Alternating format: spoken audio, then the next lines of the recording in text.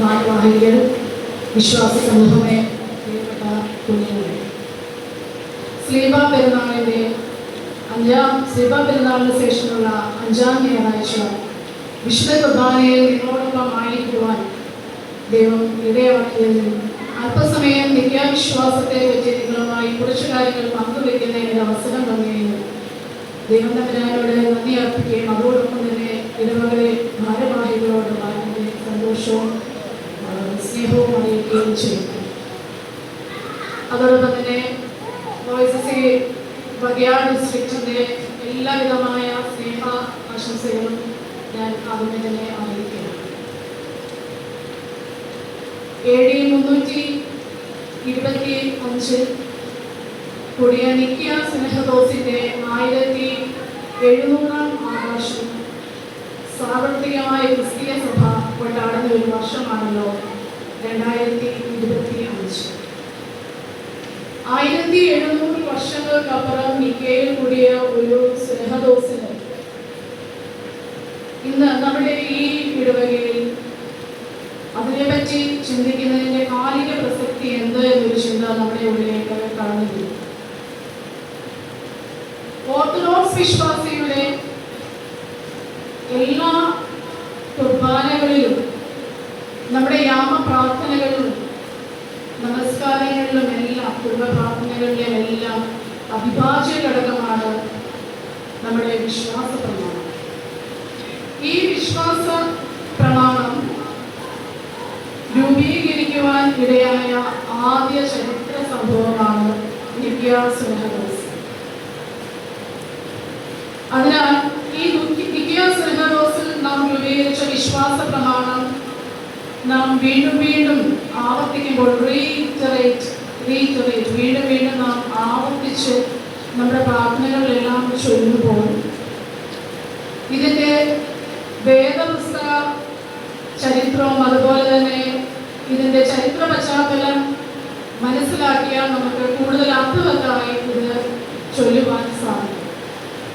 ഒരു ഓർത്തഡോക്സ് വിശ്വാസിയോട് നമ്മുടെ വിശ്വാസം എന്ത് എന്ന് ചോദിക്കുമ്പോൾ നമുക്ക് ചൂണ്ടിക്കാണിക്കാൻ പറ്റുന്ന ഒരു വിശ്വാസ രേഖയാണ് തീർച്ചയായും നമ്മുടെ വിശ്വാസ പ്രമാണം. നമ്മുടെ വിശ്വാസ പ്രമാണം തൃത്വത്തിൽ അടിസ്ഥാനമാണ്. അതായത് ട്രിനിറ്റി എന്ന് പറയുമ്പോൾ നമ്മുടെ മറ്റു മതങ്ങളിലൊക്കെ പറയുന്നത് പോലെ 3 ദൈവങ്ങളല്ല, ഏകത്വമാണ്, ത്രിയേക ദൈവമാണ് നമ്മുടെ അടിസ്ഥാന വിശ്വാസം, ത്രിയേക ദൈവത്തിലുള്ള വിശ്വാസം.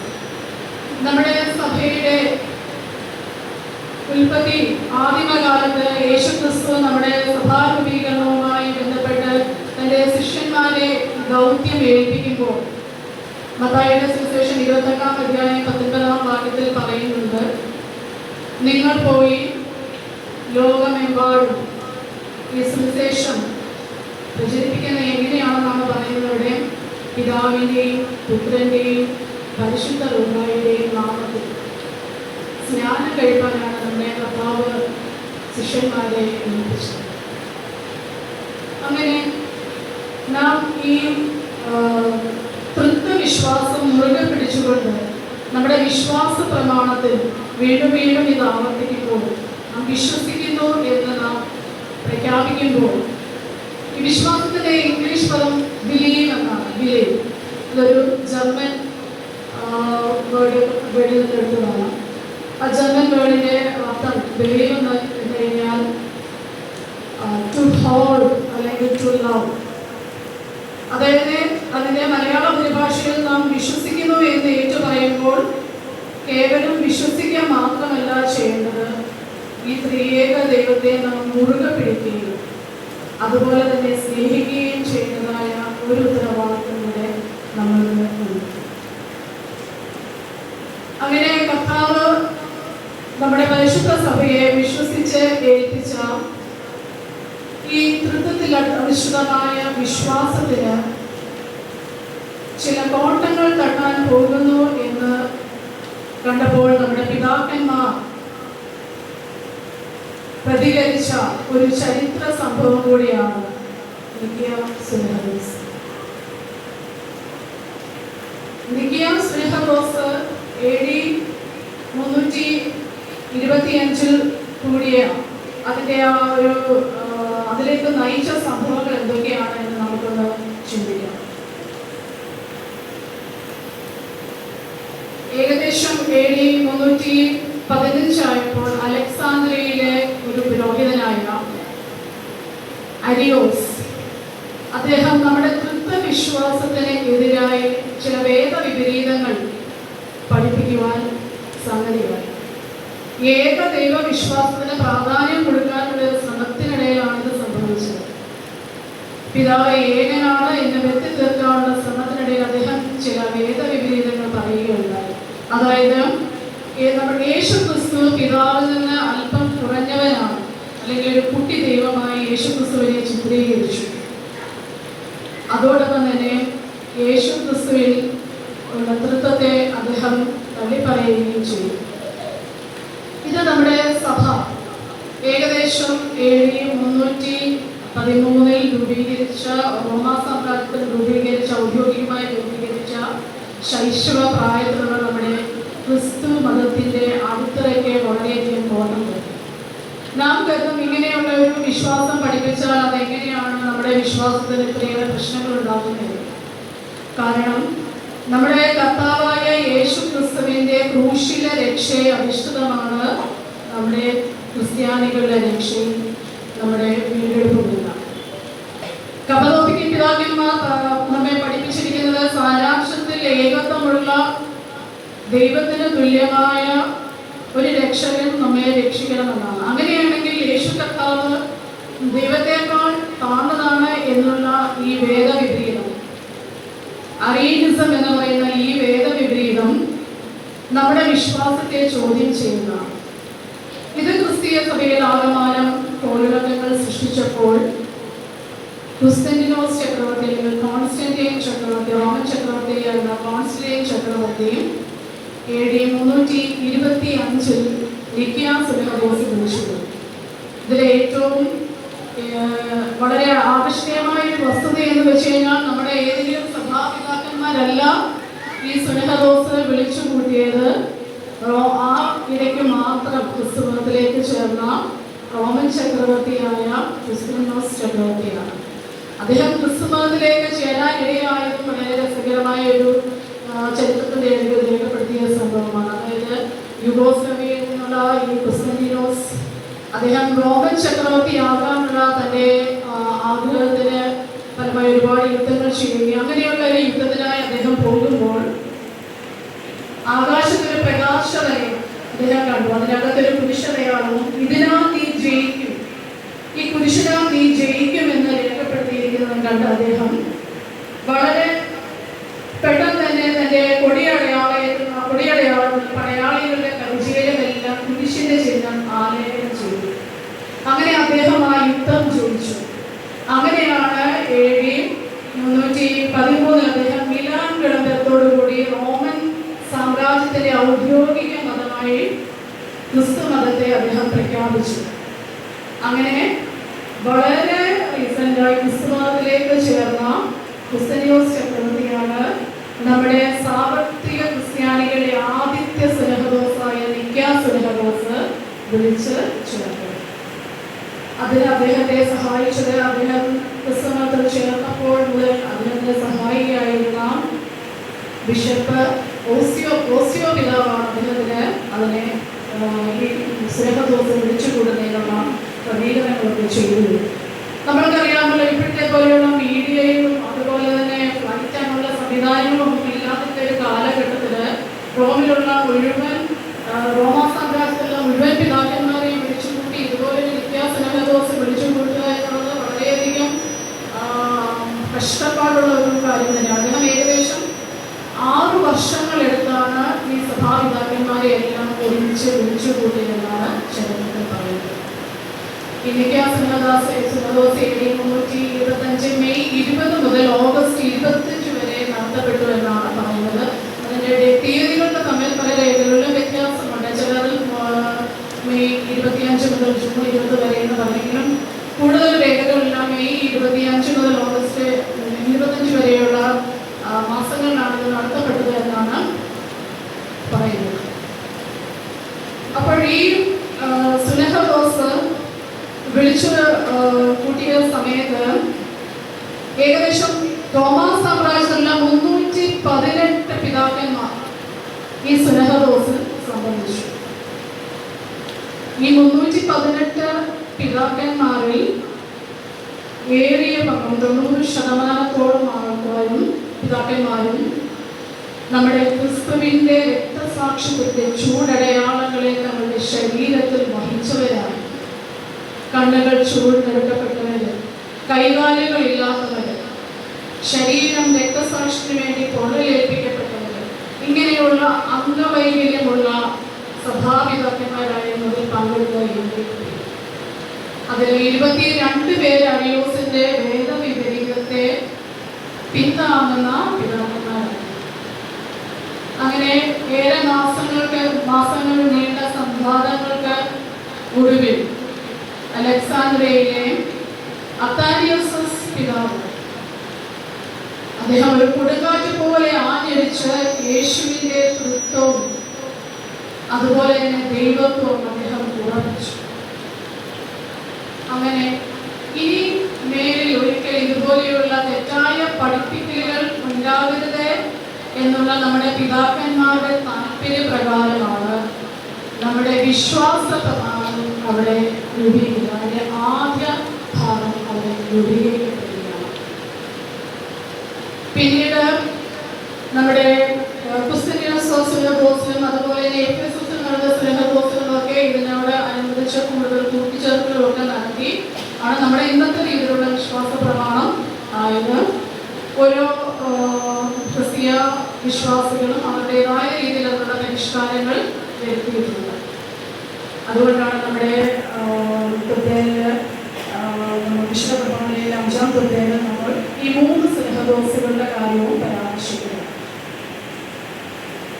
നമ്മുടെ നിഖ്യ രൂപീകരിച്ച ഈ സുനഹദോസിൽ നാം ഏറെ പ്രാധാന്യം കൊടുത്തത് പുത്രന്റെ തൃത്വത്തിനായിരുന്നു. നാം ഈ വിശ്വാസ പ്രമാണം ചൊല്ലുമ്പോൾ നാം ആദ്യം പറയുന്നത് ആദ്യത്തെ ഭാഗം 4 ഖണ്ഡികകളാണ് നമ്മുടെ വിശ്വാസ പ്രമാണത്തെ നിരീക്ഷിക്കുന്നത്. അതിലെ ആദ്യത്തെ ഭാഗം നമ്മുടെ തൃത്വത്തിൽ ഒന്നാമനായ പിതാവിനെ കുറിക്കുന്നതാണ്. അതായത് നമ്മുടെ ചില സിനിമാ ഗാനങ്ങളിലൊക്കെ നാം കേൾക്കാറുണ്ട്, മനുഷ്യർ മതങ്ങളെ സൃഷ്ടിച്ചു, മതങ്ങൾ ദൈവത്തെ സൃഷ്ടിച്ചു. എന്നാൽ നമ്മുടെ വിശ്വാസ പ്രമാണത്തിലെ ആദ്യ ഭാഗത്തിൽ പറയുന്നു പിതാവ് സ്വയംഭൂവാണ്, പിതാവ് സൃഷ്ടിയല്ലാത്തവനാണ്. നമ്മുടെ വിശ്വാസ പ്രമാണത്തിന്റെ 2ാമത്തെ ഭാഗം തൃത്വത്തിൽ 2ാമനായ പുത്രനെ സംബന്ധിച്ചുള്ളതാണ്. പുത്രനെ സംബന്ധിച്ച് നമ്മുടെ വിശ്വാസ പ്രമാണത്തിൽ പറയുന്നത് ദൈവത്തിന്റെ ഏകപുത്രനും സർവ്വലോകങ്ങൾക്കും മുന്നേ പിതാവിൽ നിന്ന് ജനിച്ചവനാണ്. ഇവിടെ വെറുതെ അല്ല ഈ വിശ്വാസ പ്രമാണം ഇവിടെ എഴുതിയിരിക്കുന്നത്. പിതാക്കന്മാർ അരിയോസിന്റെ വേദവിപരീതത്തെ ഖണ്ഡിക്കുന്നതിനെ, അതായത് പുത്രൻ ഇല്ലാതിരുന്ന ഒരു കാലമുണ്ടായിരുന്നു. There was a time when he was not എന്നാണ് അരിയോസ് പറഞ്ഞത്. There was a time എന്ന് നമ്മൾ മലയാളത്തിലേക്ക് തർജ്ജമ ചെയ്ത പുത്രൻ ഇല്ലാതിരുന്ന ഒരു സമയമുണ്ട്. അത് ഇംഗ്ലീഷിൽ പറയുന്നത് there was a time എന്ന് തന്നെയാണ്. There was a time when he was not എന്ന് പറയുന്ന അരിയോസത്തെ വേദവിപരീതത്തെ നമ്മൾ ഖണ്ഡിച്ചുകൊണ്ടാണ് നമ്മുടെ പിതാക്കന്മാർ ഈ ഒരു ഭാഗം എഴുതിയിരിക്കുന്നത്. അതായത് സർവ്വലോകങ്ങൾക്ക് മുമ്പേ പിതാവിൽ നിന്ന് ജനിച്ചത്. അതുപോലെ തന്നെ നമ്മുടെ 2ാമത്തെ ഭാഗത്ത് പറയുന്നത് സൃഷ്ടിയല്ലാത്തത്. അരിയോസിന്റെ വേദവിപരീതത്തിൽ പഠിപ്പിച്ചത് യേശു ക്രിസ്തു പിതാവിന്റെ സൃഷ്ടിയാണ്. അങ്ങനെ സൃഷ്ടിയാണെങ്കിൽ പിതാവിനേക്കാളും താഴ്ന്നവനാണ്. അങ്ങനെ ഈ സൃഷ്ടിയായ യേശു ക്രിസ്തു നിർമ്മിച്ചത് കൊണ്ടാണ് നമ്മുടെ ഭൂമിക്ക് ന്യൂനതകളുണ്ട് എന്നൊക്കെയാണ് അദ്ദേഹം പഠിപ്പിച്ചത്. ഇതിനെ ഖണ്ഡിച്ചുകൊണ്ട് നമ്മുടെ പിതാക്കന്മാർ വളരെ പ്രാർത്ഥനാപൂർവ്വം എഴുതിയതാണ് സൃഷ്ടിയല്ലാത്തവൻ എന്നുള്ള ഭാഗം. അതുപോലെ തന്നെ 2ാം ഭാഗത്ത് താഴോട്ട് വരുമ്പോൾ പൊന്തിയോസ് പിലാത്തോസിനെ പറ്റി പറയുന്ന കാര്യങ്ങൾ നടത്തിയിട്ടുണ്ട്. നമ്മൾ എന്തിനാണ് വീണ്ടും നമ്മുടെ വിശ്വാസ പ്രമാണത്തിൽ പൊന്തിയോസ് പിലാത്തോസിനെ പറ്റി പറയുന്നത്? കാരണം യേശു ക്രിസ്തുവിന്റെ ജനനം ഒരു ഒരു ചരിത്ര സംഭവമാണ്. ചരിത്രത്തിൽ രേഖപ്പെടുത്തിയതാണ് റോമൻ ഭരണാധികാരികൾ. അപ്പോൾ യേശു ക്രിസ്തുവിന്റെ ജനനത്തിന് ഒരു ചരിത്രപരമായ ആധികാരികത നൽകുന്നതിന് വേണ്ടിയാണ് പൊന്തിയൂസ് പിലാത്തോസിന്റെ നാടുകളിൽ നിന്ന് വിശ്വാസ പ്രമാണത്തിൽ ആവർത്തിച്ച് നമ്മുടെ വിശ്വാസ പ്രമാണത്തിലെ മൂന്നാം ഭാഗത്ത് നമ്മൾ പ്രാധാന്യം കൊടുക്കുന്നത് വൃത്തത്തിൽ മൂന്നാമനായ പരിശുദ്ധ ആത്മാവിനാണ്. പരിശുദ്ധ ആത്മാവിൽ നമ്മൾ വിശ്വസിക്കുന്നത് ഏറ്റുപറയുകയും അതോടൊപ്പം തന്നെ അതിന്റെ അവസാന ഭാഗത്ത് കാതോലിക അപ്പോസ്തലികമായി വിശ്വസിക്കുന്നവരെ ഏറ്റുപറയുകയും ചെയ്യും. അങ്ങനെ നമ്മുടെ വിശ്വാസ പ്രമാണത്തിലെ ആദ്യ 3 ഭാഗങ്ങളിലും നാം വിശ്വസിക്കുന്നു എന്ന് വീണ്ടും ആവർത്തിച്ചു പറയുകയാണ്. ഞാൻ മുൻപ് പറഞ്ഞതുപോലെ ഇത് പറയുമ്പോൾ ദൈവത്തെ അതിയായി സ്നേഹിക്കുകയും തൃത്വത്തെ അതിയായി സ്നേഹിക്കുകയും മുറുകെ പിടിക്കുകയും ചെയ്യുക ഒരു ഉത്തരവാദിത്തമുണ്ട്. കേവലം യാന്ത്രികമായി നാം ഉരുവിടാനുള്ളതല്ല വിശ്വാസ പ്രമാണം. വിശ്വാസ പ്രമാണത്തിന്റെ അവസാന ഭാഗം പിന്നീട് കൂട്ടിച്ചേർത്തതായി 3-4 ഭാഗങ്ങളാണ്. 4ാം ഭാഗത്തിൽ ഒരു വ്യത്യാസമുണ്ട്. നമ്മൾ അതുവരെ വിശ്വസിക്കുന്നു എന്ന് നമ്മൾ പ്രഖ്യാപിക്കുന്നു. 4ാം ഭാഗത്ത് നമ്മൾ പറയുന്നത് പാപമോചനത്തിനുള്ള മാമോദീസ ഒന്ന് മാത്രമല്ല ഞങ്ങൾ ഏറ്റുപറയുന്നു, നമ്മളോട് അക്നോളജ് ചെയ്യുകയാണ്, ഏറ്റുപറയുകയാണ്. ഇതിന്റെ ചരിത്ര പശ്ചാത്തലം എന്ന് വെച്ച് കഴിഞ്ഞാൽ റോമൻ ചക്രവർത്തി ഇതിനെ ഒരു ഔദ്യോഗിക മതമായി പ്രഖ്യാപിച്ച സമയത്ത് എലൈറ്റ് ക്ലാസ്, അതായത് റോമയിലുള്ള വളരെ കൂടിയ ആൾക്കാരൊക്കെ ഈ ക്രിസ്തു മതത്തിൽ വിശ്വസിച്ചു. പക്ഷെ പിന്നീട് സാധാരണക്കാരായ ആൾക്കാർ ഈ മതത്തിലോട്ട് വന്നപ്പോൾ അവർക്ക് അത്ര രസിക്കായതുകൊണ്ട് അവർ ഈ മതത്തിൽ നിന്ന് മാറി പോയി. എന്നാൽ വീണ്ടും അവർക്കൊരു പശ്ചാത്താപം ഉണ്ടാകുകയും തിരിച്ചു വരികയും ചെയ്തപ്പോൾ നമ്മുടെ പിതാക്കന്മാരുടെ ഒരു ആശങ്ക വന്നു. വീണ്ടും മാമോദീസ വേണമെന്നുള്ള ആശങ്ക. ഈ ആശങ്കയ്ക്ക് എക്കാലമുള്ള ഈ വീണ്ടും ഒരിക്കലും ഇങ്ങനെ ഒരു ആശങ്ക വരാതിരിക്കാൻ വേണ്ടി നമ്മുടെ സഭാപിതാക്കന്മാർ എത്തിച്ചേർന്നതാണ് പാപമോചനത്തിലുള്ള മാമോദീസ ഒരിക്കൽ മാത്രം. അതായത് മാമോദീസയിൽ കൂടെ നാം വീണ്ടും ജനിക്കുകയാണ്. അപ്പോൾ നമുക്ക് മാമോദീസ ഒരിക്കൽ മാത്രമേ. അങ്ങനെയാണെങ്കിൽ തെറ്റ് ചെയ്യുന്നവർക്കുള്ള പ്രായശ്ചിത്തം എന്താണ്? കുംഭസാരമാണ്. അങ്ങനെ പാപമോചനത്തിലുള്ള മാമോദീസയും അതുപോലെ തന്നെ കർത്താവിന്റെ 2ാം വരവിലുള്ള പ്രത്യാശയുമാണ് ഈ നമ്മുടെ വിശ്വാസ പ്രമാണത്തിന്റെ അവസാന ഭാഗത്ത് പറയുന്നത്. അങ്ങനെ നമ്മുടെ ഈ വിശ്വാസ പ്രമാണം യേശുക്രിസ്തുവിലുള്ള തൃത്വത്തെ, അതായത് ഹോമോയൂസിയോസ്, ഹോമോ എന്ന് വെച്ച് കഴിഞ്ഞാൽ ഗ്രീക്ക് അർത്ഥം എന്ന് വെച്ച് കഴിഞ്ഞാൽ സെയിം എന്നാണ്, യൂസിയോസ് എന്ന് വെച്ചാൽ അതേ സാരാംശം, പിതാവിന്റെ അതേ സാരാംശത്തിലുള്ള ക്രിസ്തുവിന്റെ തൃത്വത്തെ അംഗീകരിച്ചതും ഊന്നി പറഞ്ഞതുമായ ഈ നിത്യാവിശ്വാസം എന്ന് പറയുന്നത് കേവലം ഒരു ചരിത്രമല്ല. നമുക്ക് അറിയാം ഹെലേന രാജ്ഞിയുടെ കഥ. ക്രിസ്തുനിയോസ് രാജാവിന്റെ മാതാവായ ഹെലേന രാജ്ഞി പിന്നീട് ക്രിസ്തു മാർഗത്തിലേക്ക് വരികയും ക്രിസ്തുവിന്റെ കുരിശ് തേടി യെരുശലേമിലേക്ക്, റോമിൽ നിന്ന് യെരുശലേമിലേക്ക് യാത്രയാവുകയും ഗോഗുൽത്താ മലയിൽ വെച്ച് കുരിശ് കണ്ടെത്തുകയും ചെയ്ത കാര്യമൊക്കെ നമുക്കറിയാം. ഇങ്ങനെ അതിപ്രാധാന്യമുള്ള ക്രിസ്തുവിന്റെ തൃത്വത്തെ ഏറെ ഊന്നി പറയുന്ന ഒന്നാണ് നമ്മുടെ വിശ്വാസ പ്രമാണം. അതിനാൽ ഈ വിശ്വാസ പ്രമാണം നമ്മുടെ പ്രാർത്ഥനകളിലൊക്കെയും നാം ഉരുവിടുന്ന സമയത്ത് അതിൻ്റെതായ പ്രാധാന്യവും ദൈവികതയും ഉൾക്കൊണ്ടുകൊണ്ട് നാം അത് ഉരുവിടേണ്ടതായ ആവശ്യമുണ്ട്.